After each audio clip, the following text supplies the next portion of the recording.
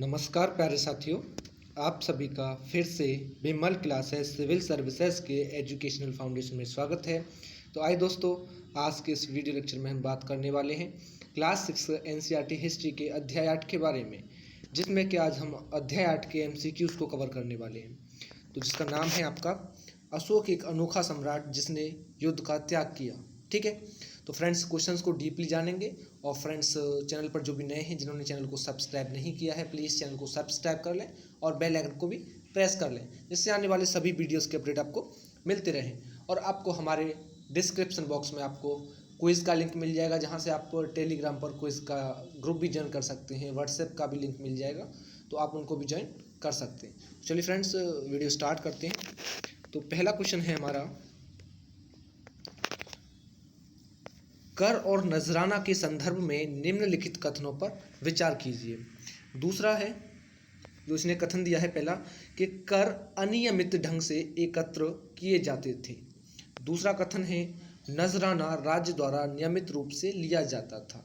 तो उपर्युक्त कथनों में से कौन सा या कौन से सही हैं? ऑप्शन ए है केवल एक, सेकंड है केवल दो, थर्ड है एक और दो दोनों, फोर्थ है ना तो एक और ना ही दो। तो देखिए फ्रेंड्स, जो कर हुआ करता था वो नियमित ढंग से इकट्ठे किए जाते थे। वहीं पर अगर देखा जाए तो नजराना जो था वो अनियमित रूप से जब भी संभव हो इकट्ठा किया जाता था। अतः आप कह सकते हो कि दोनों कथन आपके गलत हैं, क्योंकि यहाँ दोनों में एक दूसरे के अपोजिट दिया है। ठीक है ना, ध्यान रखना इस चीज़ का, एक दूसरे के अपोजिट दिया है। और ध्यान रखना, ऐसे नजराने विविध चीज़ों के रूप में प्राय ऐसे लोगों से लिए जाते थे जो स्वेच्छा से इसे दिया करते थे। ठीक है, तो आपका जो राइट आंसर होगा यहाँ पे ऑप्शन फोर्थ होगा, ना तो एक और ना ही दो। अगला क्वेश्चन देखिए। अगला क्वेश्चन है, चंद्रगुप्त के दरबार में पश्चिम एशिया के यूनानी राजा सेल्यूकस निकेटर का राजदूत था, उसका नाम क्या था? पहला ऑप्शन है मेगस्थनीज, दूसरा है डायमेकस, थर्ड है फाहियान और फोर्थ है हुइनसांग। तो आपको बता दूं, मेगस्थनीज चंद्रगुप्त मौर्य के दरबार में यूनानी राजा सेल्यूकस निकेटर का राजदूत हुआ करता था। और जो डिमेकस या डायमेकस है वो बिंदुसार के समय भारत आया था। ठीक है, ध्यान रखना। और जो फाहियान था वो चंद्रगुप्त विक्रमादित्य के काल में भारत आया था। और हिंसांग की बात की जाए तो हिंसांग जो था वो हर्ष के काल से रिलेटेड है। तो जो आपका राइट आंसर होगा यहाँ पे ऑप्शन ए होगा, मेगस्थनीज। ठीक है, अगला क्वेश्चन देखिए। अगला क्वेश्चन है, मेगस्थनीज ने भारत में जो कुछ देखा उसका विवरण किया। सम्राट के विषय में उसके विवरण के संदर्भ में निम्नलिखित कथनों पर विचार कीजिए। ठीक है, तो इसने पहला कथन दिया है, देखिए, कि सम्राट ने जनता के सामने आने के अवसरों पर शोभा यात्रा के रूप में जश्न होता था। दूसरा है, उसने अंगरक्षक सोने व चांदी से सजे हाथियों पर सवार रहते थे। कुछ अंगरक्षक पेड़ों को लेकर चलते थे। तीसरा है, राजा सामान्यतः हथियारबंद महिलाओं से घिरे होते थे। तो उपर्युक्त कथनों में से कौन सा सही कथन है? केवल एक, केवल दो, एक और दो, और एक, दो और तीन। तो फ्रेंड्स ध्यान रखना, यहाँ पे जो हमें तीनों कथन दिए हैं बिल्कुल ठीक कथन हैं तीनों तीनों। मेगस्थनीज वर्णन से पता चलता है, जो मेगस्थनीज है उसके वर्णन से पता चलता है कि सम्राट सोने की पालकी में जनता के सामने ले जाया जाता था और उसके जनता के सामने आने पर शोभा यात्रा के रूप में जश्न मनाया जाता था। और ध्यान रखेंगे कि अंगरक्षक अलंकृत हाथियों पर सवार होकर के जाया करते थे और कुछ अंगरक्षक जो थे वो पेड़ों को लेकर के जाया करते थे।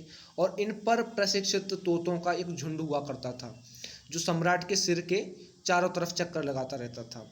और राजा को हमेशा डर रहता था कि कोई उसकी हत्या ना करे, इसलिए राजा हथियारबंद महिलाओं से घिरा रहता था। और उसके खाना खाने से पहले जो है खास नौकर उस खाने को चखते थे और वे लगातार 2 रात एक ही कमरे में नहीं सोते थे डर की वजह से। तो यहाँ पे जो आपका राइट आंसर बनेगा फोर्थ ऑप्शन बनेगा, 1, 2 और 3, यानी कि सभी ऑप्शन इसके करेक्ट हैं। ठीक है, अगला क्वेश्चन देखिए। अगला क्वेश्चन है, अशोक ने जगह जगह पर लोगों को शिक्षा देने के लिए अधिकारियों की नियुक्ति की। इन अधिकारियों को निम्नलिखित में से किस नाम से जाना जाता था? पहला ऑप्शन है धम्माधिकारी, सेकंड है धम्मगुरु, थर्ड है धम्म महामात और फोर्थ है धम्म आमत्य। तो ध्यान रखेंगे, अशोक द्वारा धम्म की शिक्षा देने के लिए नियुक्त किए गए अधिकारी धम्म महामात कहलाते थे, यानी कि थर्ड ऑप्शन आपका करेक्ट है। ठीक है, अगला क्वेश्चन देखिए।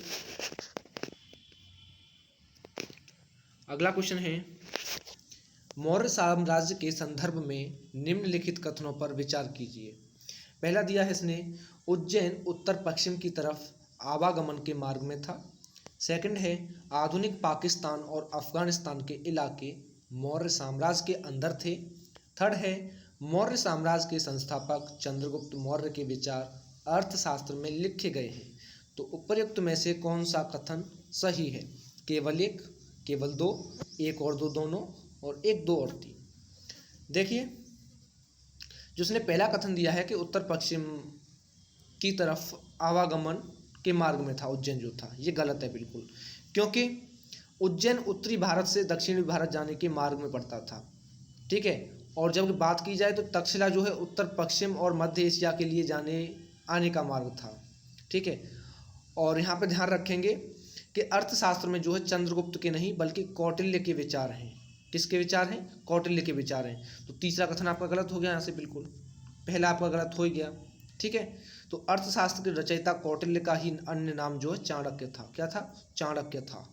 ठीक है, उसे विष्णुगुप्त के नाम से भी जाना जाता था। तो जो आपका राइट आंसर बनेगा यहाँ पे ऑप्शन सेकंड बनेगा, केवल दो, इसका राइट है। ठीक है, अगला क्वेश्चन देखिए। अगला क्वेश्चन है, अपनी प्रजा के लिए अशोक द्वारा दिए गए संदेशों के संदर्भ में निम्नलिखित कथनों पर विचार कीजिए। तो इसने पहला कथन दिया है हमें कि विभिन्न अवसरों पर किए जाने वाले अनुष्ठान और कर्मकांड किसी काम के नहीं हैं।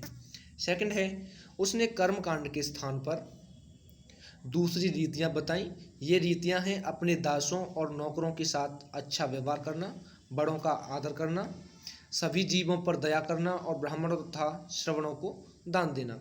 तो उपर्युक्त कथनों में से कौन सा कथन सत्य है? ऑप्शन ए है केवल एक, सेकंड है केवल दो, थर्ड है एक और दो दोनों, फोर्थ है ना तो एक और ना ही दो। तो ध्यान रखना, जो हमें ऊपर जो कथन दिए गए हैं बिल्कुल सही है। अशोक ने बच्चों के जन्म और यात्रा शुरू करने, विवाह इत्यादि के लिए अवसरों पर किए जाने वाले अनुष्ठान और कर्मकांड के स्थान पर मानवता का संदेश अपनी प्रजा को दिया था। ध्यान रखना, जिसमें जीवों पर दया, ब्राह्मणों और श्रवणों को दान, दासों और नौकरों से अच्छा व्यवहार भी, ये सब इसमें सम्मिलित थे। तो जो आपका राइट आंसर बनेगा ऑप्शन थर्ड बनेगा, एक और दो दोनों। ठीक है, अगला क्वेश्चन देखिए। अगले क्वेश्चन में इसने पूछा है कि निम्नलिखित में से कौन भारत में आए विदेशी आक्रमणकारियों का सही क्रम है? तो पहला दिया इसने हिंद यवन, कुषाण, शक, हिंद पार्थियन। सेकंड है कुषाण, हिंद पार्थियन, शक, हिंद यवन। फोर्थ है हिंद यवन, शक, हिंद पार्थियन, कुषाण। फोर्थ है हिंद यवन, हिंद पार्थियन, शक और कुषाण। तो ध्यान रखना, मौर्यों के बाद अनेक विदेशी शासक हुए जिसमें हिंद यवन पहले थे, और जो शक थे वो दूसरे थे, शक जो थे वो दूसरे थे, और शकों के बाद हिंद पार्थियन या पहलव, और उसके बाद जो है कुषाणों का शासन जो है स्थापित हुआ। तो यहाँ पे जो आपका बनेगा, मैंने अभी बताया कि पहले हिंद यवन, उसके बाद शक, हिंद पार्थियन, फिर कुषाण। तो राइट आंसर क्या बनेगा आपका? Option third. ठीक है, करेक्ट है। अगला क्वेश्चन देखिए। अगले में इसने कहा है कि कौटिल्य द्वारा लिखित प्रसिद्ध पुस्तक का नाम निम्नलिखित में से क्या है? ऑप्शन एक है अष्टाध्यायी, सेकंड है अर्थशास्त्र, थर्ड है मालविकाग्नि मित्रम, फोर्थ है अभिज्ञान शाकुंतलम। तो ध्यान रखेंगे, कौटिल्य ने अर्थशास्त्र और कौटिल्य ने क्या लिखा? अर्थशास्त्र। ठीक है, और जो अष्टाध्यायी यहाँ पे दे रखा है ये पाणिनि के द्वारा लिखा गया था, और जो मालविकाग्नि मित्रम है और जो अभिज्ञान शाकुंतलम है ये दोनों कालिदास की रचना है। किसकी है? कालिदास की रचना है। ये किसकी है? पाणिनि की। तो यहाँ पर राइट आंसर क्या बनेगा आपका? ऑप्शन सेकंड, अर्थशास्त्र जो है कौटिल्य के द्वारा लिखित प्रसिद्ध पुस्तक है। ठीक है, अगले क्वेश्चन में इसने कहा है कि मौर्य साम्राज्य की स्थापना लगभग 2300 साल पहले हुई थी। इसका संस्थापक निम्नलिखित में से कौन था? Option one Bindusara, second Bimbisara, third Chandragupta प्रथम, फोर्थ है चंद्रगुप्त मौर्य। तो मौर्य साम्राज्य का संस्थापक चंद्रगुप्त मौर्य था, और कौटिल्य ने साम्राज्य स्थापना में चंद्रगुप्त की सहायता की थी। तो राइट आंसर क्या बनेगा आपका? Option fourth. ठीक है, करेक्ट। अगला क्वेश्चन है, मौर्य वंश में 3 महत्वपूर्ण राजा हुए, इन राजाओं का सही वंशानुक्रम निम्नलिखित में से कौन सा है? तो पहला दिया है इसने चंद्रगुप्त, उसके बाद अशोक, फिर बिंदुसार। सेकंड ऑप्शन है अशोक, बिंदुसार, चंद्रगुप्त। थर्ड है बिंदुसार, चंद्रगुप्त, अशोक। और फोर्थ है चंद्रगुप्त, बिंदुसार, अशोक। ध्यान रखना, मौर्य साम्राज्य के तीन जो महत्वपूर्ण राजा हुए उनका वंशानुक्रम जो बनेगा, पहले चंद्रगुप्त, उसके बाद बिंदुसार, फिर अशोक। ध्यान रखना, अशोक जो था बिंदुसार का पुत्र था और बिंदुसार चंद्रगुप्त का पुत्र था। ठीक है, तो राइट आंसर क्या बनेगा आपका? Option fourth, Chandragupta, Bindusara, Ashoka. ठीक है, अगला क्वेश्चन देखिए। अगले में कहा है इसने, अनेक स्थानों से अशोक के शिलालेख मिले हैं, निम्नलिखित में से किन स्थानों पर अशोक के शिलालेख प्राप्त हुए हैं? कंधार, ब्रह्मगिरी, जौगढ़, गिरनार और लुम्बिनी। तो नीचे दिए गए कूट की सहायता से सही उत्तर चुनिए। तो केवल 1 और 2, केवल 2 और 5, केवल 1, 3, 4 और चौथा है 1, 2, 3, 4 और 5 यानी कि सभी। तो ध्यान रखेंगे, अशोक के शिलालेख कंधार, लंपक, मनसेहरा, शहबाजगढ़ी, कलसी, टोपरा, मेरठ, बहादुरपुर यानी दिल्ली और लुम्बिनी, रामपुरवा, लौरिया, अर्राज, गुज्जर, सारनाथ, कौशाम्बी और आपका रूपनाथ, सांची, पनगुरिया, गिरनार, जौगढ़ जो कलिंग में है, सोपारा, शन्नाती, मास्की और आपका येरागोडी और ब्रह्मगिरी, इन सभी स्थानों से जो है प्राप्त हुए हैं। तो जो राइट आंसर बनेगा आपका यहाँ पे ऑप्शन फोर्थ बनेगा, यानी कि सभी, इन सभी के नाम हैं। और मैंने जितने भी एक्स्ट्रा थे जहाँ से शिलालेख पाए गए हैं वो नाम भी मैंने आपको कंफर्म करा दिए। ठीक है, चलिए अगला क्वेश्चन देखते हैं। तो अगला क्वेश्चन है यहाँ पे, मौर्य प्रशासन के संदर्भ में निम्नलिखित कथनों पर विचार कीजिए। तो पहला दिया है, राजकुमारों को अक्सर प्रांतों में राज्यपाल यानी कि गवर्नर के रूप में भेजा जाता था। सेकंड है, जहाँ पर सम्राटों का सीधा शासन था वहाँ राजा द्वारा नियुक्त अधिकारी कर वसूलते थे। तो उपर्युक्त कथनों में से कौन सा सही है? केवल 1, केवल 2, 1 और 2 दोनों, और ना तो 1 और ना ही 2। तो ध्यान रखेंगे कि दोनों कथन हमारे बिल्कुल सही हैं। क्यों सही है? क्योंकि सीधे नियंत्रण वाले क्षेत्रों में राजकुमारों को राज्यपाल के रूप में भेजा जाता था। और ध्यान रखेंगे, पाटलिपुत्र और उसके आसपास के जो इलाके हैं उन पर सम्राट का सीधा नियंत्रण हुआ करता था और यहाँ पर कर वसूली के लिए राजा द्वारा अधिकारी नियुक्त किए जाते थे। और जो राजा के आदेशों का उल्लंघन किया करते थे अधिकारी, उन्हें सजा भी दिया करते थे। इनमें कई अधिकारियों को वेतन भी दिया जाता था और अधिकारियों के क्रियाकलापों पर नज़र रखने के लिए जासूस होते थे। अनेक संदेशवाहक संदेश पहुंचाने के लिए एक जगह से दूसरी जगह घूमते रहते थे। तो आपका जो राइट आंसर बनेगा ऑप्शन थर्ड बनेगा, 1 और 2 दोनों बिल्कुल करेक्ट हैं। ठीक है, चलिए अगला क्वेश्चन देखते हैं। अगला क्वेश्चन है हमारा, मौर्य प्रशासन से जुड़े निम्नलिखित कथनों पर विचार कीजिए। तो मौर्य प्रशासन के छोटे क्षेत्र या प्रांतों पर तक्षशिला या उज्जैन जैसी प्रांतीय राजधानियों से शामिल किया जाता था। सेकंड है, मौर्य शासन आवागमन के लिए महत्वपूर्ण मार्गों और नदियों पर नियंत्रण रखने का प्रयास करते थे। थर्ड है, प्रदेशों में रहने वाले लोग मौर्य अधिकारियों को नजराना यानी कि भेंट दिया करते थे। तो उपर्युक्त कथनों में से कौन से कथन सही है? केवल 1, केवल 2, 1 और 2 और 1, 2 और 3। तो ध्यान रखेंगे, हमारे तीनों कथन बिल्कुल सही हैं, जो इसने दिए हैं तीनों कथन ठीक हैं। ध्यान रखेंगे कि मौर्य साम्राज्य में जो है छोटे प्रांतों पर प्रांतीय राजधानियों द्वारा नियंत्रण रखा जाता था और उज्जैन और तक्षशिला प्रांतीय राजधानियां हुआ करती थी।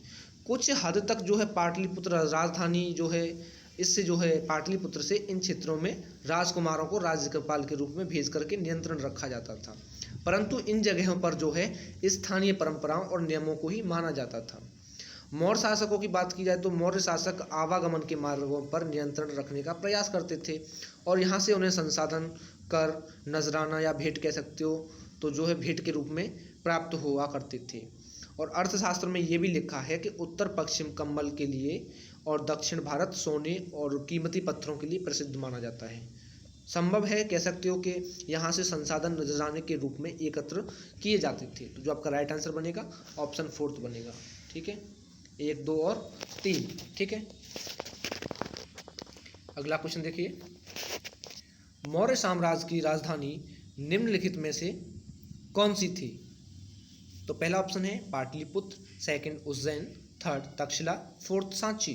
ध्यान रखेंगे मौर्य साम्राज्य की राजधानी पाटलिपुत्र थी। उज्जैन, तक्षशिला और पाटलिपुत्र मौर्य साम्राज्य के जो है महत्वपूर्ण नगर थे। तक्षशिला जो है उत्तर पश्चिम और मध्य एशिया के लिए जाने आने का मार्ग था। उज्जैन उत्तरी भारत से दक्षिणी भारत जाने वाले रास्ते में पड़ता था बीच में। तो राइट आंसर क्या है? पाटलिपुत्र, ऑप्शन 1। ठीक है, नेक्स्ट क्वेश्चन देखिए। इसमें पूछा है अशोक के संबंध में निम्नलिखित कथनों पर विचार कीजिए। ठीक है, तो अशोक ऐसा पहला शासक था जिसने अभिलेखों द्वारा जनता तक अपना संदेश पहुंचाने की कोशिश की। अशोक के ज़्यादातर अभिलेख खरोष्ठी लिपि में हैं। और थर्ड है अशोक ने अपने एक अभिलेख में कलिंग युद्ध का वर्णन किया है। तो उपर्युक्त कथनों में से कौन सा या कौन से कथन सही है? केवल एक, केवल दो, एक और दो, और एक, दो और तीन। देखिए ध्यान रखेंगे आपके जो पहले और तीसरा कथन है बिल्कुल सही है, लेकिन दूसरा कथन गलत है। तो गलत क्यों है? तो ध्यान रखेंगे कि अशोक के जो ज़्यादातर अभिलेख थे वो प्राकृत भाषा में और ब्राह्मी लिपि में है, ना कि खरोष्ठी लिपि में। तो ये तो बिल्कुल गलत होता है हमारा। और कलिंग तटवर्ती जो उड़ीसा का प्राचीन नाम है, अशोक ने अपने एक अभिलेख में कलिंग युद्ध का वर्णन किया है। उसने कहा था कि राजा बनने के 8 साल बाद मैंने कलिंग विजय की है और लगभग 1.5 लाख लोग बंदी बना लिए गए और 1 लाख से भी ज़्यादा लोग मारे गए थे। इससे मुझे अपार दुख हुआ, ऐसा अशोक ने लिखा है। तो आपका जो राइट आंसर बनेगा ऑप्शन 3 बनेगा। ठीक है, एक और दो, सॉरी यहाँ पे मिसप्रिंट है, ये यहाँ पे 3 होगा। ठीक है, एक और 3 इसका राइट आंसर है। ये वाला कथन आपका बिल्कुल ठीक है और थर्ड वाला भी आपका बिल्कुल ठीक है। आगे कहा है इसने कि कलिंग युद्ध में जनहानि से दुखी होकर अशोक ने धम्म का पालन करने एवं दूसरों को इसकी शिक्षा देने का निश्चय किया। तो धम्म के संदर्भ में उसके विचार निम्नलिखित हैं। देखिए क्या है, तो अशोक का मानना था कि धम्म के माध्यम से लोगों का दिल जीतना बलपूर्वक विजय पाने से ज़्यादा अच्छा है। सेकंड है, वह चाहता था कि उसके बाद उसके बेटे और पोते भी युद्ध ना करें, इसके बदले में वे धम्म की अभिवृद्धि में योगदान करें। तो अशोक के उपर्युक्त विचारों में से कौन से विचार सही है? केवल एक, केवल दो, एक और दो, दोनों, ना तो एक और ना ही दो। तो ध्यान रखेंगे कलिंग अभिलेख में जो है धम्म के विषय में अशोक ने कहा है कि मैं मानता हूँ कि धम्म के माध्यम से लोगों का दिल जीतना बलपूर्वक विजय पाने से ज़्यादा अच्छा है और मैं यह अभिलेख भविष्य के लिए एक संदेश के रूप में इसलिए उत्कीर्ण कर रहा हूँ ताकि मेरे बाद मेरे बेटे और मेरे पोते भी युद्ध ना करें और इसके बदले उन्हें यह सोचना चाहिए कि धम्म को कैसे बढ़ाया जाए। धम्म शब्द जो है संस्कृत के धर्म शब्द का प्राकृत रूप है। तो यहाँ पर जो आपका राइट आंसर बनेगा ऑप्शन 3 बनेगा, यानी कि पहला और दूसरा दोनों बिल्कुल सही थे। ठीक है, अगला क्वेश्चन देखिए। अगला क्वेश्चन है आधुनिक भारत की ज़्यादातर लिपियाँ पिछले सैकड़ों वर्षों में निम्नलिखित में से किस लिपि से उत्पन्न हुई हैं? देवनागरी, तमिल, ब्राह्मी और बांग्ला। तो ध्यान रखेंगे आधुनिक भारत की ज़्यादातर लिपियाँ जैसे कि देवनागरी, तमिल, बांग्ला, मलयालम सभी जो हैं ब्राह्मी लिपि से उत्पन्न हुई है। तो जो आपका राइट आंसर बनेगा ऑप्शन 3 बनेगा, ब्राह्मी। ठीक है, अगला क्वेश्चन देखिए। धम्म के प्रचार के लिए अशोक ने जिन साधनों का प्रयोग किया उनके संदर्भ में निम्नलिखित कथनों पर विचार कीजिए। देखिए कथन पहला है अशोक ने अपने संदेश कई स्थानों पर शिलाओं और स्तंभों पर खुदवाए। सेकंड है उसने अधिकारियों को आदेश दिया कि वे राजा के संदेशों को उन लोगों को पढ़ करके सुनाए जो खुद पढ़ नहीं सकते हैं। तीसरा है अशोक ने धम्म के विचारों को प्रसारित करने के लिए सीरिया, मिस्र, ग्रीस और श्रीलंका में भी दूत भेजे। तो उपर्युक्त कथनों में से कौन सा कथन सही है? केवल एक, दो और तीन, और एक और तीन, और एक, दो और तीन। देखिए अशोक ने धम्म के प्रसार के लिए सभी जो ऊपर दिए हैं एक कदम उठाए थे, पूरे के पूरे तीनों कथनों में जो बताया गया है बिल्कुल राइट है। तो ये उसने किया, तो आप कह सकते हो तीनों कथन बिल्कुल सही है। तो राइट आंसर क्या बनेगा आपका? ऑप्शन 4, 1, 2 और 3। अगला क्वेश्चन देखिए कि दक्षिण भारत में स्थित अरिकामेडू का रोमन नाम निम्नलिखित में से कौन सा था? तो पहला ऑप्शन है पोडुका, दूसरा है बेरीगाजा, थर्ड है मसुलीपत्तनम और फोर्थ है मुजीरम। ठीक है, तो अरिकामेडू का रोमन नाम क्या था? पोडुका था। क्या था? पोडुका। राइट आंसर बन गया आपका ऑप्शन ए। अच्छा, अरिकामेडू, बेरीगाजा, मसुलीपत्तनम और मुजरिम सभी प्राचीन काल के महत्वपूर्ण पत्तन हुआ करते थे। ठीक है, क्या हुआ करते थे? पत्तन हुआ करते थे, यानी बंदरगाह हुआ करते थे। और व्यापार के संदर्भ में जो है दक्षिण भारत के पत्तन जो है काली मिर्च और अन्य मसालों के लिए निर्यात की दृष्टि से महत्वपूर्ण हुआ करते थे। ठीक है, तो क्लियर है आपका क्वेश्चन। तो फ्रेंड्स, आई होप, मुझे लग रहा है आपको वीडियो पसंद आया होगा। अगर वीडियो पसंद आया तो फ्रेंड्स वीडियो को लाइक ज़रूर कीजिएगा और फ्रेंड्स अपने दोस्तों के साथ शेयर करें और एक छोटा सा कमेंट हमें ज़रूर कीजिएगा कि आपको वीडियो कैसा लगा, जिससे फ्रेंड्स हमें भी मोटिवेट मिलता है, जैसे कि आपके लिए अच्छे से कंटेंट हम प्रोवाइड कर सकें। और फ्रेंड्स, जो भी चैनल पर नए हैं, अभी चैनल को सब्सक्राइब नहीं किया है, तो प्लीज़ फ्रेंड्स चैनल को सब्सक्राइब करके हमें भी सपोर्ट करें और वीडियोज़ का नोटिफिकेशन पाने के लिए बेल आइकन को भी प्रेस कर लें। ठीक है फ्रेंड्स, मिलते हैं अगली वीडियो में नए कंटेंट के साथ। धन्यवाद।